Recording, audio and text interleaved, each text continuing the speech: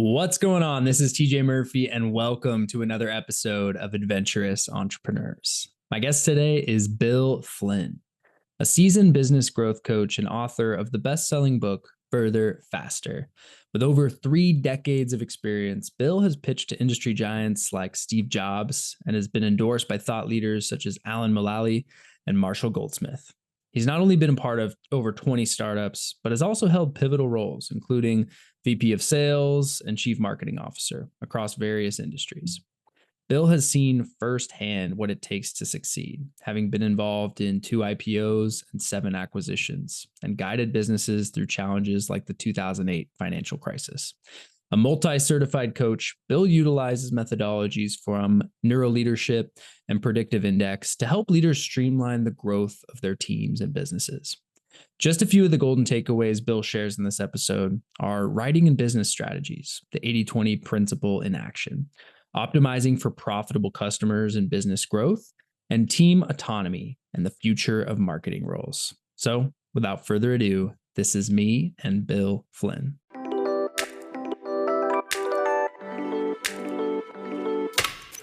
Welcome to the Adventurous Entrepreneurs Podcast. I'm your host, TJ Murphy. Since quitting my corporate 9-to-5 and starting a business while backpacking through Asia back in early 2017, I've had the privilege of learning from some incredibly adventurous entrepreneurs. Through these conversations and my own journey, I've learned that much like in life, entrepreneurship is an adventure. On this podcast, I explore the journeys of top-performing leaders in their fields. These wide-ranging conversations include tactical business advice, how I built this insights, lessons in leadership, life hacks, travel stories, favorite hobbies, and insights into living a purposeful and joy-filled life. Adventures await us, so let's dive in.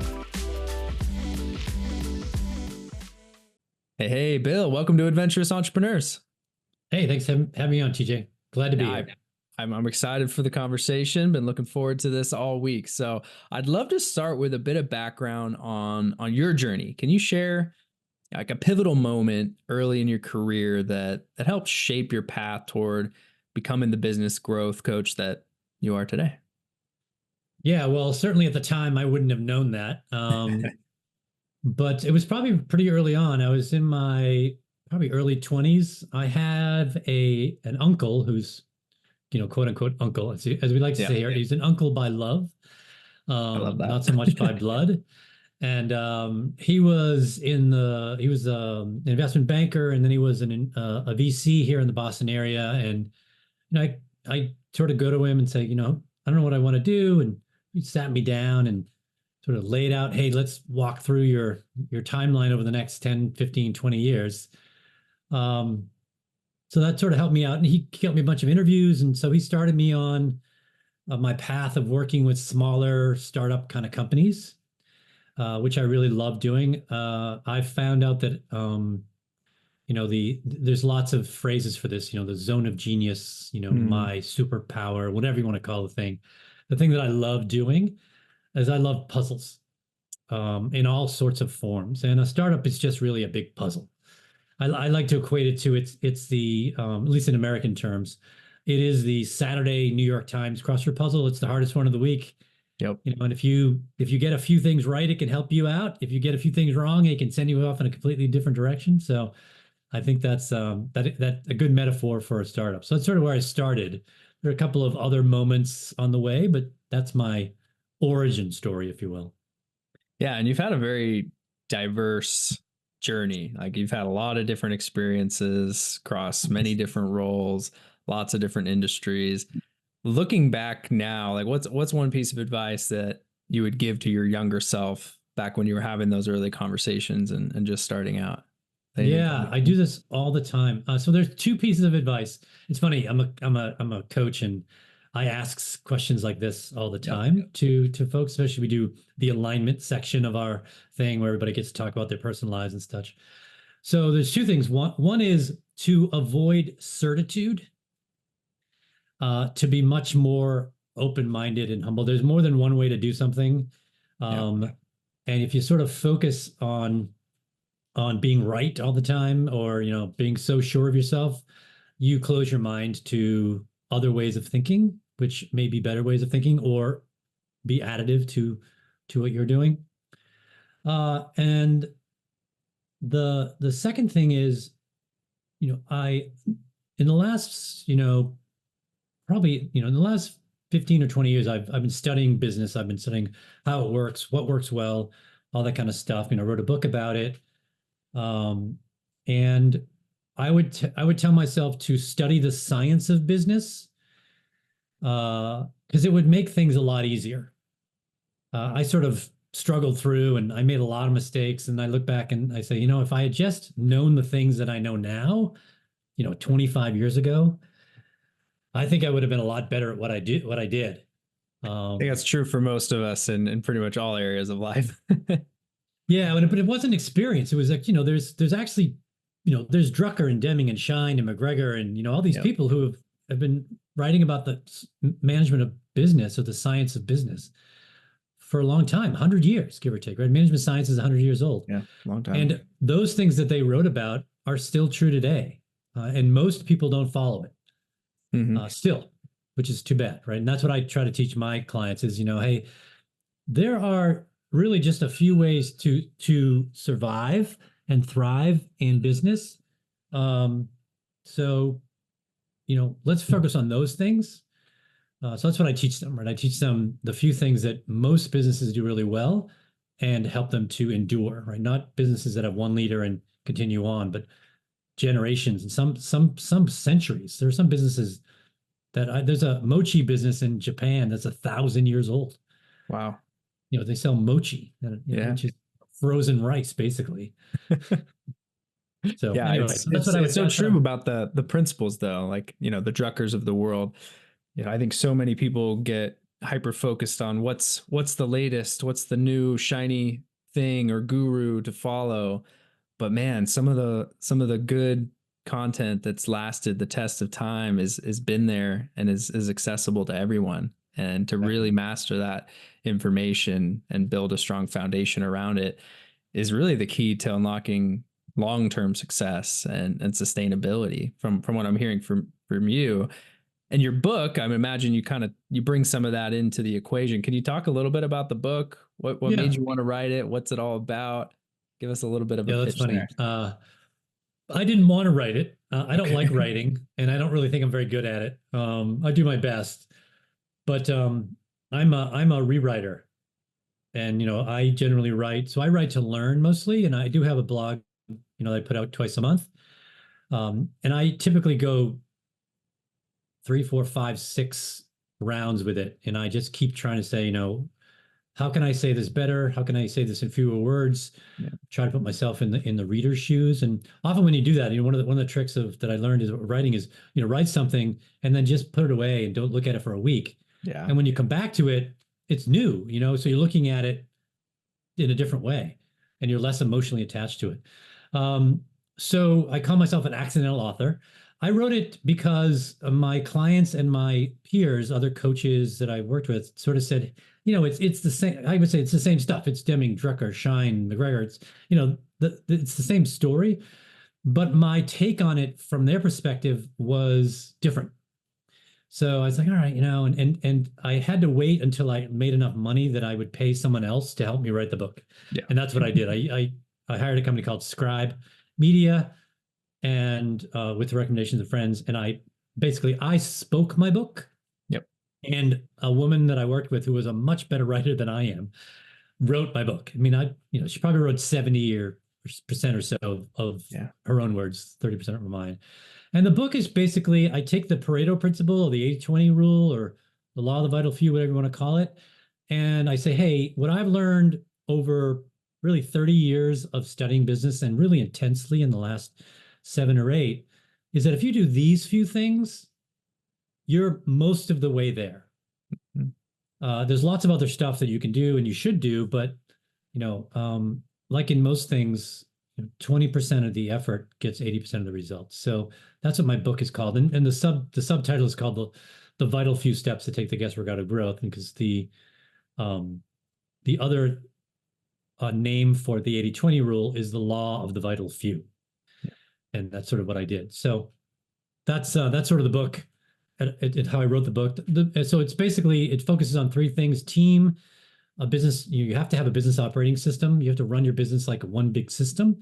And then if you want to grow your business, cash should you be your primary financial metric, not revenue, not even profit. It's cash. Because if you're going to grow your business, you got to invest in it, and you have to invest in front of growth. So you got to have the money to do that. And you also have the money to know when every 6 to 8 years, there's some sort of financial crisis. Something's going to go wrong. Something's going to go wrong. So you got to have enough money in the bank to last to last through that. COVID was crazy. Very few last that long. Yeah.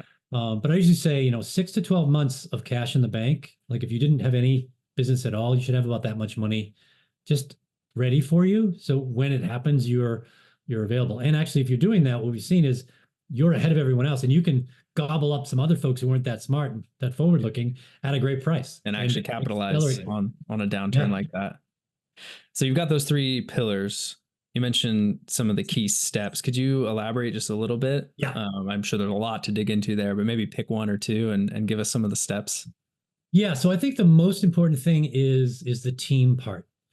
Yeah. Most businesses and most things that get done are done by teams, and or teaming, as Amy Edmondson likes to say. Mm-hmm. And we don't really teach people how to be good team leaders, and it's a skill.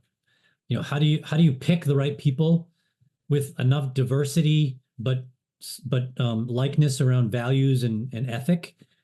How do you then work with them, get the best out of them, make sure that what they're contributing is valuable to the other teams, so sort of teams of teams. So there's a lot around that that's super important, right? Because when I work with folks, I quote Bill Campbell all the time, who is known by some. There's a book about his work called $1 Trillion Coach, that Eric Schmidt wrote, who was the chairman and CEO of Google for a long time. And Bill Campbell was his coach, as he was Steve Jobs' coach and lots of other coaches. I was like, I know this person. This is a familiar name, but I couldn't pin it. So yeah. So he died recently, and so they wrote a book about his stuff. And he would say, someone's come to him with a problem, and he'd say, all right, who's working with you on that? What's the team? How are they doing? It's always about the team, because if you don't have the right people, it's going to be harder to solve the problem. So learning how to do that and create what I call a brain-friendly environment is, we as leaders put people in threat mode all the time without knowing it, because our brain wasn't designed to do the things we're asking it to do as a default. Its default is survival and negativity. And it, if there's a cute saying, which is the 5 most feared words in business are, can I give you some feedback? Yep. And that immediately puts our brain in threat mode, because it's like, oh no, I'm gonna be told I'm not any good or whatever. And people that say, oh, I love feedback, I think we like to think we like feedback, but our brain doesn't like it, and it unconsciously turns us against whatever is being said immediately, because the new is bad. So I think those are 2 things I would say is really learn how to be a great team leader, teach your people how to do that, and then understand how to have a really brain-friendly environment, because then you're getting the best out of people right there. They'll feel safe. They'll be able to mess up and not feel like they're going to get crucified for it. So what, on the being a great team leader side of things, what are some of the characteristics or things that you see those types of leaders doing frequently? Like what is the secret sauce there? I mean, there's different leadership styles, obviously, but what have you found to be fundamental to being that type of leader? Yeah, that's really good. And we can get into leadership a little bit, because I actually don't think leadership is a real thing. Meaning something you can replicate and say, if you do these things, you're a leader. All leaders are different, right? Jobs is different than Mulally, is different from Buffett, is different from, name your leader. They all succeed in some way, but they succeed on their strengths. And people are willing to forgive them of their weaknesses because their strengths are so big. Yeah. But I think there are 2 things that you really need to be a great team leader, and they are compassion and curiosity. Compassion, to me, I mean, there's lots of definitions, but to me, it's having empathy and action combined, is to really be able to put yourself in someone else's shoes. And then to be curious, right? Is Michael Bungay Stanier has written some great books, Coaching Habit and others. And he has a great saying, which I love, which is, if you're a leader, stay as curious as long as you can. Yeah. Right. Don't try to give the answer. Right. And to be a great leader, your job isn't, especially nowadays, when I first started working in the 80s, command and control was much more of the way people did things. And even then, I don't think it was a good idea, but it's even less so now. Yeah. You need an innovative and creative culture. You need a very nimble and resilient culture.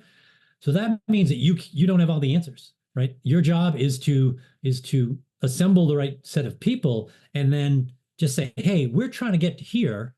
Let's talk about how we might do that. What are all the different ways that we can do that? Let people come up with crazy ideas and say, even if it's completely the opposite of what you think, just be curious and say, and I've done this with people before. I said, I think the exact opposite of that. So tell me how you came to that, because you might teach me something, right? You might make my thing better. So I think being able to do that goes a long way. Having those two abilities at your beck and call, which is really easy to say and so hard to do, because one, our brain is working against us. Our brain doesn't like uncertainty. So it wants to know the answer. It wants to come to a conclusion. So you have to fight that, right? You have to take your prefrontal cortex, which is the newer part of your brain, and fight against the old part of your brain, which is much more powerful, by the way. There's a great metaphor about your brain, which is it's an elephant and a rider. And, if the elephant wants to do something, there's very little the rider can do to stop the elephant from doing something, right?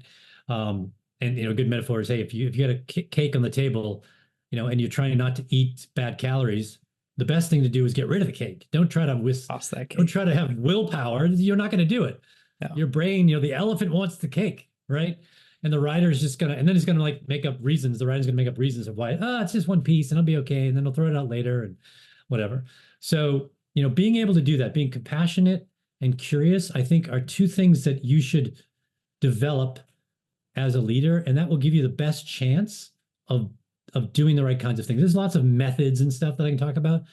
But to me, those are the two main things that you need to be a great leader, or a great parent, a great friend. It doesn't really matter that much. A great spouse, human being. Any relationship. I agree. The leaders that I look up to the most are certainly the ones that are compassion and use that compassion to fuel their curiosity, because they genuinely care what perspectives their team has, what the people around them are thinking. They might have the perfect idea, but it's better to help your team come to that realization or even improve on it. Or maybe there is something completely different that'll be uncovered, but you got to ask the questions and actually care what the answers are going to be. So I love that. You said there's some methods there. Is it, what do you think? Is that a good rabbit hole to dive into? At least. Sure, if you want. So this is what I typically teach my clients is, so let's do it in terms of business. First, you have to understand, so let's say you're the head of marketing, just for lack of a better term, or lack of a better subject. And you have to understand how do I know when marketing is successful? Mm-hmm. Right. And really understand that, and you can equate that to a vision or, an ultimate goal or a BHAG, whatever the heck you want to call that thing. But, when is marketing most successful? And I think, so I've been head of marketing a couple of times. I've been head of sales a couple of times. And my personal opinion is marketing, when you're successful, is you're feeding sales. You're making sales as easy as possible, right? And that could be how you do it is myriad ways, right? But that's your ultimate goal. Then you can say, okay, so what are the functions that I need inside marketing to do that? Right. You need, in most cases, you need some sort of product marketing. You probably need some product management. You need product development. You need some sort of demand generation, whatever the heck it is. Those are usually the main four things. Yeah. Okay. So are there sub functions underneath those? Great. Maybe not. Let's just go with those four. So who is the right kind of person that would be great at product marketing? Right. And product marketing to me is the person who says, let's solve a problem worth solving. And let's solve it in a way that people will pay us real money, and then determine the size of the market based upon those things. And often, we say that all the time. We go to VCs and we say the market's this big. I'll tell you, TJ, we have no idea at the beginning how big the market is, right? You really don't. We've got, all these terms. The hypothesis. And you really don't have any idea because, you're supposedly it's a new idea. How do you know how many people are going to buy a dishwasher or do whatever, right? I mean, if I were Casper Mattress, I never would have got into mattresses because it was a very saturated, old, stodgy business. Who would have any success in that, right? But they're $1 billion company now. Yeah, and plenty of others have followed and are still successful. So really understanding what that and saying, okay, what kind of person would be good at that, right? And that's someone who's probably, again, probably very curious. They're probably savvy or have some wisdom in that particular area. They're analytical in their approach, right? And that person's very different from someone who's going to do product development, which is very task oriented, right? So give me the thing, I'll make the thing. Those are two different kinds of people. So understand what you need in that, and then find the right kind of people who have those innate abilities. You're looking for three things when you're filling roles. You're looking for ability, which generally you can't change, right? You can't make someone honest or have integrity or be curious, or they're going to come. Their parents, either genetically and or through learning, and their friends develop that person. Like, I'm great at puzzles, and I don't know if that's because that's the way my brain was wired or whatever. I have no idea really why. So really understand those innate abilities, and then what are the skills that we need and what's the knowledge they need to have, right? And you want to hire to optimize for that, but you want to hire mostly for abilities and values, and then you can teach them the skills and the knowledge. I'd rather hire someone who believes what I believe and it has, sort of the same underpinnings of values that I have that are most important to them, rather than the skill, because we often hire for skill and knowledge, and then too often everyone hates that person. And then that, or they hate that role in that company, that culture, and it's just not a good fit. Yeah. So to me, that's it. And then put them together, say, here's where we're going, and then keep moving them in that direction. Don't tell them anything else. Just say, drive them, right? Say, okay, how can we do this better? What are we missing? And then the second thing is, I like to say this to all my leaders, you should have something on your desk which says, what have I done today to make the lives of my team members better? If you're constantly thinking about that, then your that curiosity, that humility will just keep coming out. Because your job isn't to do the day-to-day anymore. Your job is to think about the future of the team and of your part of the business and the business in general. And you can't do both very well, right? You can't drive a car. I do this all the time. Is, if you're in a place where you're trying to really focus, you're in a new place and you're not really sure where you're going, and you got the radio on, what do? You immediately turn the radio down, right? Because it's too distracting, right? Yep. That's the same thing with that. With this metaphor, you can't be thinking about the future while you're doing the day-to-day on a regular basis. You need time for your brain to relax and be quiet in order to innovate and be creative. So those are sort of the three things that I would say are important to a leader: is really understand what's the vision of your particular group. How do you contribute to the company overall? What are the pieces that you need to do that? What are the functions? And then hire for those pieces, and then just, get out of their way, right? Then help them to do the day-to-day. Certainly help them get better, improvement, but the day-to-day, you should teach them how to do the day-to-day. So you should be making 1 or 2 decisions a day, and that's it. Yeah. They should be making highest all level the ones. Yeah. I love that. I'm gonna put that up on my wall. What can I do to make the lives of my team better today? It's a great reminder to reflect on for anyone, but especially in a leadership role. Yeah, cool. So looking back, Bill, you've experienced both significant success and some failures along the way. Could you share a story that, maybe a failure that led to an unexpected success, or something that really you look back on was just like a pivotal opportunity where you learned something that you didn't forget, it carried with you and helped fuel the success that you've been able to achieve since then? Yeah, that's a good question. So a failure that led to success. Or just a learning opportunity. Yeah. So what what happened to me, and I put it in my book, is I was at this company that did email hosting before Gmail was even a thing and before Office 365. It was actually the precursor to Office 365. So we were a Microsoft certified partner. And I came in as a consultant because the owner wanted to sell his company. He said, I want to sell the company. Can you help me look as big as I possibly can be? And then about a year or so later, he sold to someone else, and he left about 6 months after that. And I was asked to run the business. I had actually started full time. And I said, this would be a good experience. I had never run an entire business before. I'd had sales marketing, sort of COO kind of role, but not closer to CEO role. So I wasn't a CEO, but I was a general manager. And my first day, I do this in some of my talks. I say January 9th, 2009, January 4th, 2009, the best and worst day of my professional life. Okay.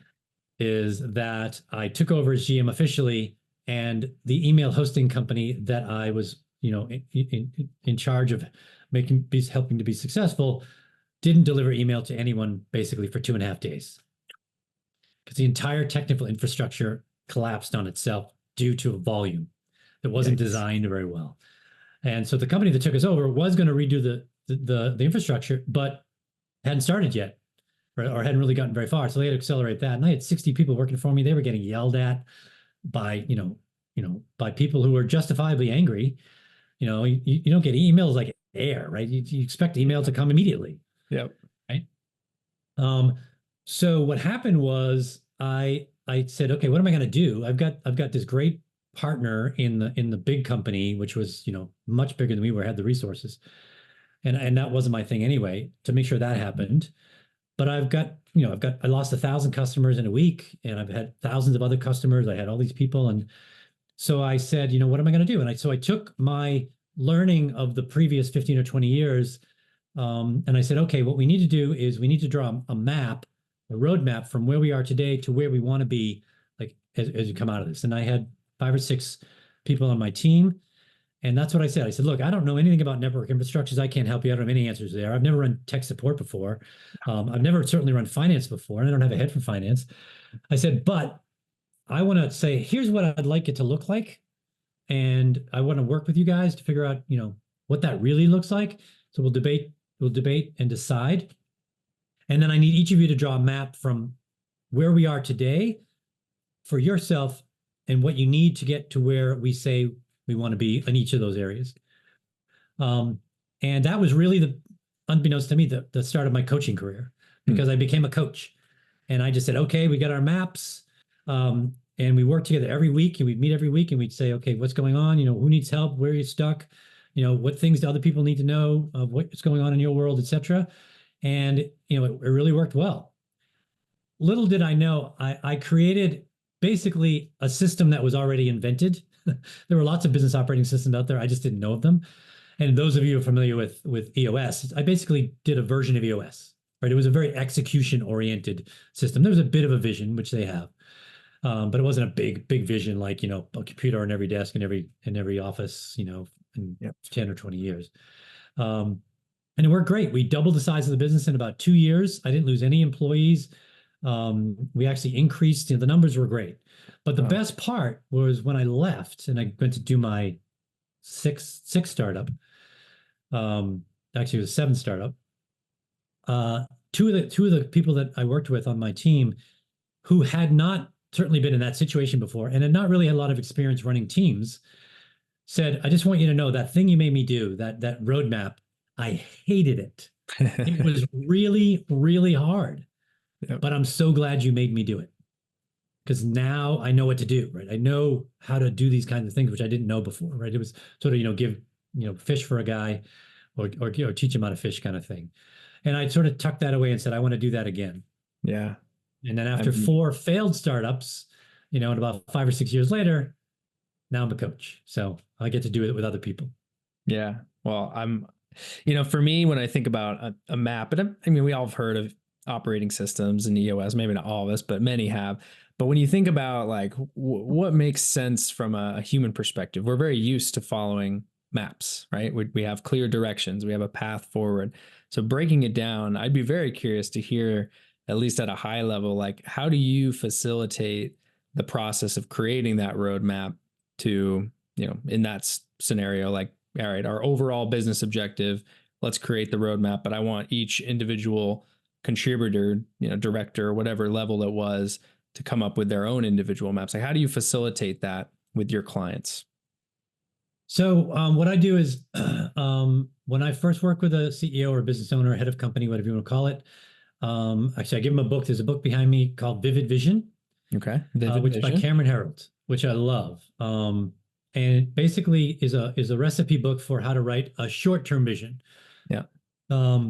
If you're an entrepreneur, I like if you have like a longer-term vision like that, like Boeing, bring America into the jet age, or like Microsoft was, desktop, computer on every desktop, whatever it might be, is great. But that's too big for people in amorphous. So you got to break it down into smaller steps. So we take that and we do a 3-year planning process where we say, okay, we want to eventually end up way out there, but what's the next big leap? Let's do 3 years, and we break it down into what are the 3 to 5 key things that we need to get done in order for us to get better at what we do, differentiate ourselves, figure out who our core customer is, make it so we're the only choice for them, etc. So we do that, and we break that down in sort of some project management type of thing, which is, basically imagine it's a grid where you've got three to five things on one side and then quarters. So it's 12 quarters. And what are the big things that we need to get done?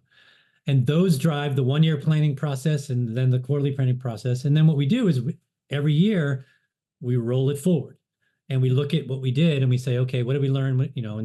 And funnily enough, every time I do that with a client, the first year they come up with their 3-year plan and they have financial metrics, revenue, cash, profit, widgets, that kind of stuff. And then the second year, they realized that their eyes were way too big. They almost always ratchet it back. Like, oh yeah, it was probably a little more ambitious than we thought we did the year.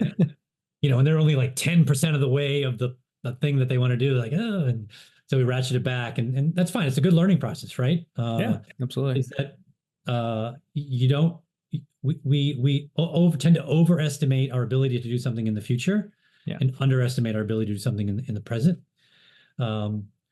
And so we do that. We just keep rolling it forward, right? And we work through those things. There's a lot of other stuff that I do around that, but that's sort of how we literally.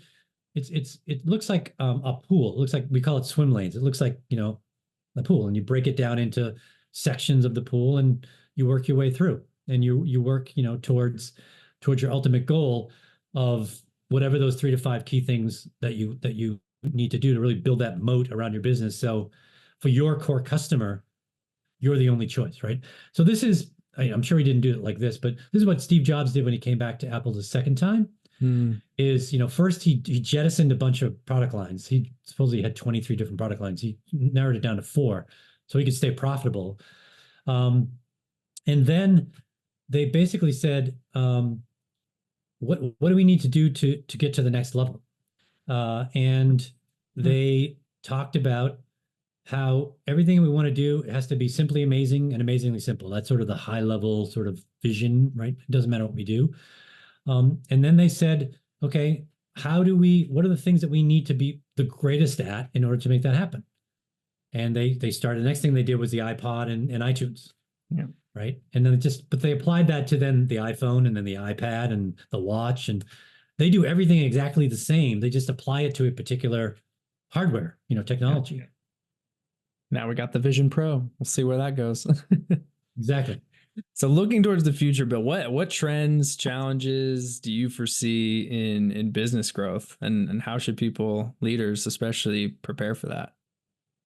Well, so it's a good question. The thing that I've noticed is that we still work way too hard, much harder than we need to run a business. Yeah. I do this a lot with my clients. I say, take the last year or 2 or 3, whatever the right number is, of your clients, and then I want you to put them in a particular order. And I say, do 3 columns and say, one column says, I love them, or we love them. Mm-hmm. They love us, and then profit. And if you do that, and I love them, which is, they're great customers, they're great references, they're not arguing on price. They'd probably pay us more if we asked them, all those things. They love us is, you can hear their smile on the phone. You can just tell that they really enjoy working with us. And then order them by profit, and then look at everything, and you'll find that most of your profit comes from just a very few numbers of your customers. And if the 80-20 rule applies, and actually it's usually more than 80-20, it's usually 90-10. Yeah. In some cases. So but just do the math. That is for the 80-20, that means that one of those customers is 16 times more valuable than all the others. So if you can figure out how to just get one more of those, you're getting much more value to the business and at a lot lower cost. It's not going to cost you nearly as much to get the other 16, right? Because generally the cost to acquire a customer doesn't vary a lot.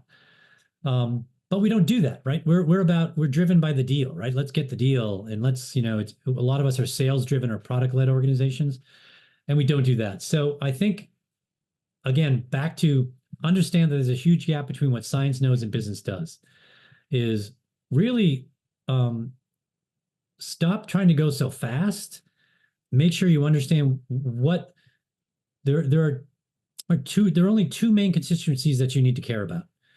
One is your best customers, not all customers. Not all customers are the same. The best ones. And your team, right? Those are the two constituencies that you care about the most. And learn about how to optimize those things, right? So back to Steve Jobs. I think he is the epitome of the first. He really figured out how to understand what people wanted, not like tell me how to make something better, right? He didn't go to someone, I make up the story, I think it's a good story for him. I don't know if he actually did this, but he didn't go to people and say, how do I make a better Walkman for you? He said, why do you have a Walkman? What does it do for you? How is it making your life better? Where are you dissatisfied in that thing, right? And so after all these conversations, he went to his team and said, I want an MP3 player that's Apple, that's, amazingly simple and simply amazing, that fits in someone's pocket and has 1,000 songs. He said, go make me one of those, right? And they made a completely different thing than was already there. And guess what? People loved it. People wanted. Yeah. Right. They just didn't know. They didn't tell them what to do, right? A lot of my clients, I go to my customers and I ask them what they want and they tell me. I said, I know.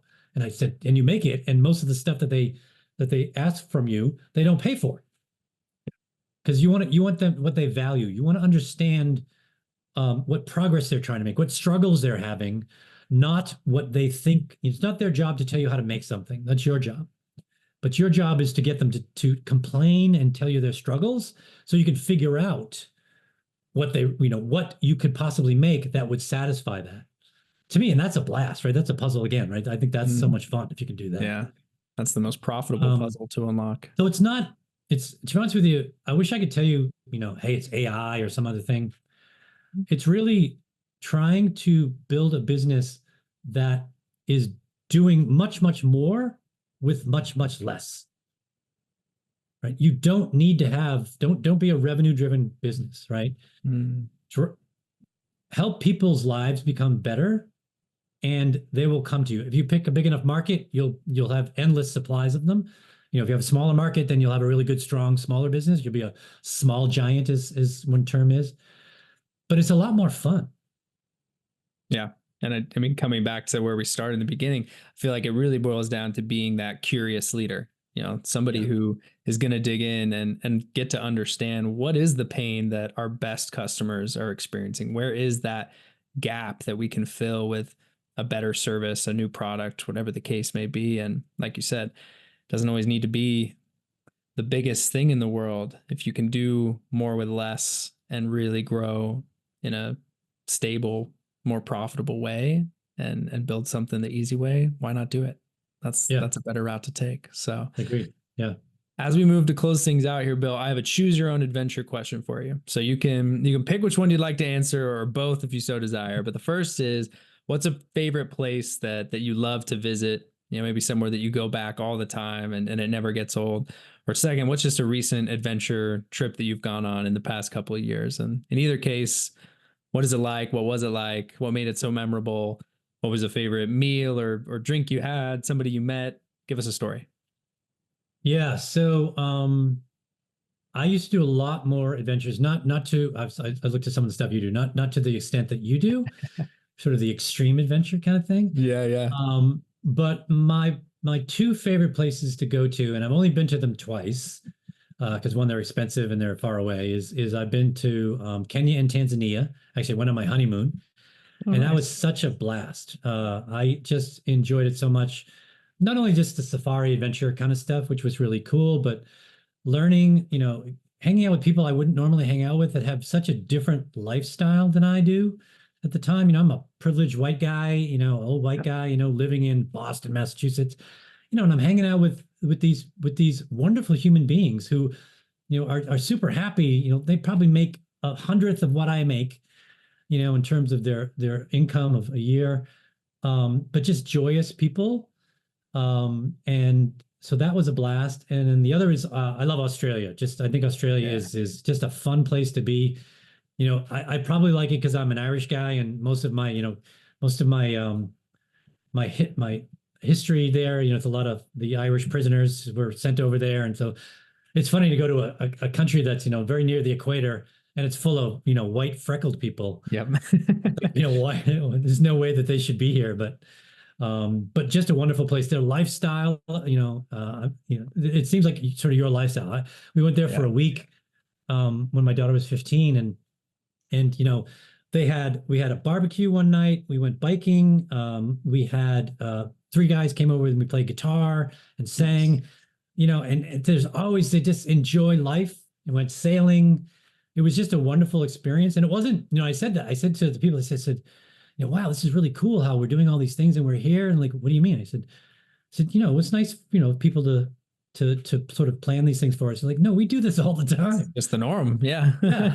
It's like, wow, okay, that's really cool. So those are two places that I just think are full of adventure.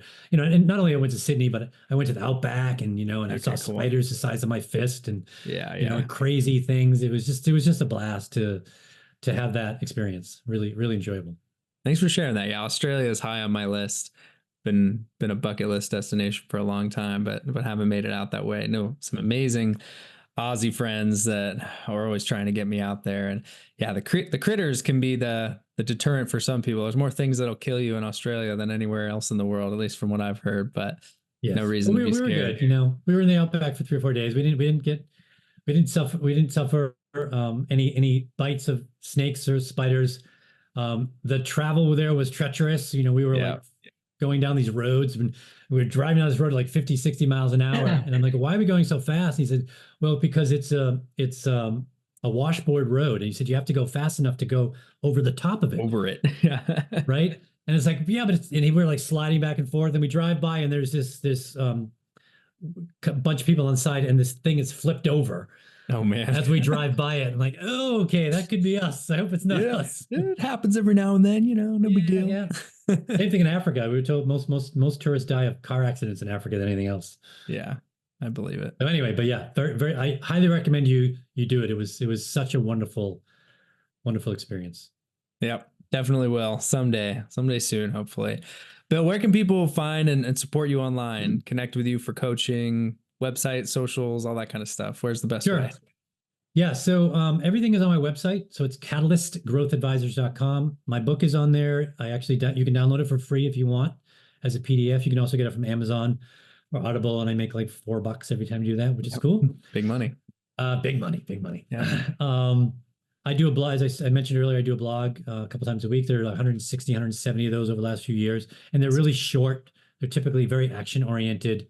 I try to be of use when I write about things. And anything else you want, my calendar's on there. My offerings are on there. So catalystgrowthadvisor.com, best place to find me. Perfect. We're going to put that in the show notes to make it really easy for everyone to find you. And Bill, I appreciate your time. So much value in here. We could talk for hours getting into the details around building out your roadmap for success. So I'm definitely. Yeah, I got a lot more. If you want to have me back on at some point, I'm happy to join you again. This was fun. Let's make it happen. All right. Appreciate you. Thanks. To all of our Adventurous listeners, thank you for tuning in to today's episode. Please be sure to subscribe, download, and share this on social media or with someone you know will get some value from it. Leaving a review goes a long way in helping people find the show, and I personally appreciate reading them when they come in. So please go drop one if you have the time. We'll see you all next week, and remember, whether we're talking about business or the things that bring us joy outside of work, life is meant for exploring. So go out there and live it one adventure at a time.